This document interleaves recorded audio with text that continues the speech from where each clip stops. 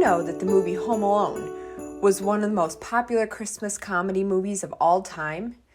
It was made in the 1990s, but it was still one of the highest grossing comedies made for comedic Christmas movies. But Home Alone was not without its problems. In fact, it almost didn't even make it to the big screen. Home Alone was even canceled at one point. Warner Brothers had signed on to produce the movie for an agreed budget of $10 million. So, the cast and the crew went ahead making the movie, and everything was going swimmingly well, but then they realized they were going over budget, and it was at $14.7 million it was coming in. Well, the producers went to Warner Brothers and asked if they'd increase the budget. Warner Brothers said, no can do. This budget will go up to 13.5 and that's that. So Home Alone replied they couldn't produce the movie for that budget. Well, Warner Brothers meant business. They said, all right, you make your bed, you lie in it. Everyone, go home. All cast, crew, production, this movie is done. But what was actually happening behind the scenes was that John Hughes, who's a producer and writer for Home Alone, had lunch with 20th Century Fox producer and president, kind of before all this had happened with Warner Brothers. So they were out to lunch and they were talking about Home Alone and how Warner Brothers was threatening to cut the budget. At that point, they didn't know it would be cut. Well, 20th Century Fox asked about the storyline and they explained a little and they said we would have no problem producing it for that budget. So Hughes was thrilled, but there was a slight problem. You see, in the movie industry, you're not allowed to discuss a script and the inner workings of the movie until it's gone into production and the editing phase. But luckily, John kept that conversation a little hush-hush. And then soon after that, Warner Brothers did go ahead and announce the movie must be halted at once. Well, luckily, Hughes was prepared. So at that time, the set was in a vacant school campus, and there were a bunch of buildings that were being used. So the Warner Brothers producer went into every room and told all the crew, movie's done, that's it, pack up your bags, go home. This is over. Well, unbeknownst to him, the 20th Century Fox producer was right on his tail, and he was following into every room behind him, saying, nope, we're not closed down, it's under 20th Century Fox, everything's good. And this went on from room to room saying, it's canceled. No, it's not. It's under 20th Century. It's canceled. No, it's not. Back and forth. This went on to every room until the very last room when the 20th Century Fox producer looked at him and said, hey, FYI, you're fired, buddy. 20th Century Fox is taking over the production of Home Alone.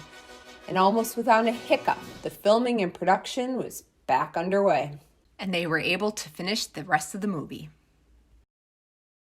Now, we all know the famous picture of Kevin from Home Alone with his hands on his cheeks, but that image and that scene was actually an accident. So Kevin was supposed to put the aftershave on, then tap his cheeks a few times, then put his hands down, and then yell from the burn. Well, he put it on his hands on his cheeks, screamed, and that was it. Everybody loved it. And that was the image they went with, and then ended up being an iconic image for Home Alone. It was on posters, movies, covers, everywhere. So another thing about Home Alone you might not know is that the stunts were actually legit. They actually fell really hard and they were hurt. There wasn't any post-production editing or anything done to this. So other movies have used their stunts as a signature move called the Home Alone to achieve that painstaking look, which is kind of funny. So another thing is Kevin's stunt double was actually not him. It was a 30-year-old man who was just really short. So he was the one doing all the stunts for Kevin. You might see his picture here. That's who it was. So another trick, it looked like it hurt, but it actually didn't, was one when the robber creeped into the window and on the floor, there were the glass ornaments on the ground. Well, the robber stepped on them. It looked very painful. Well, in fact, it was just candy. It was candy that was made to look like glass, so it didn't even hurt. Another funny part of the movie was when the robbers took Kevin at the very end and they hung him by his sweater on the hook of the door. Well, during rehearsals, they had gone through this a bit where the robber was supposed to bite on Kevin's finger and threatened to bite it off. Well, he actually bit it harder than he anticipated and broke skin on Kevin's finger, and he still has a scar to this day. Also, the scene in the basement, when it's flooded, they built that set in a swimming pool and filled it with water. So it actually was flooded. They poured the water in, and it was in a swimming pool that all of that happened. Another part, when Kevin sees his stepbrother's girlfriend, that picture, he says, "Buzz, your girlfriend, woof." Buzz, your girlfriend, woof. That was actually the art director's son that they dressed up to look like Buzz's girlfriend. So that's kind of funny. So the director was good friends with John Candy, a famous actor. And John Candy did a favor for him to be in the movie, but he agreed to only one day. Well, that one day turned out to be a 23-hour day, and he was not paid by the hour, so he didn't earn any overtime or anything. He only earned $414 for the entire day. Just imagine the pizza boy actually earned $500 a day and earned more than famous John Candy.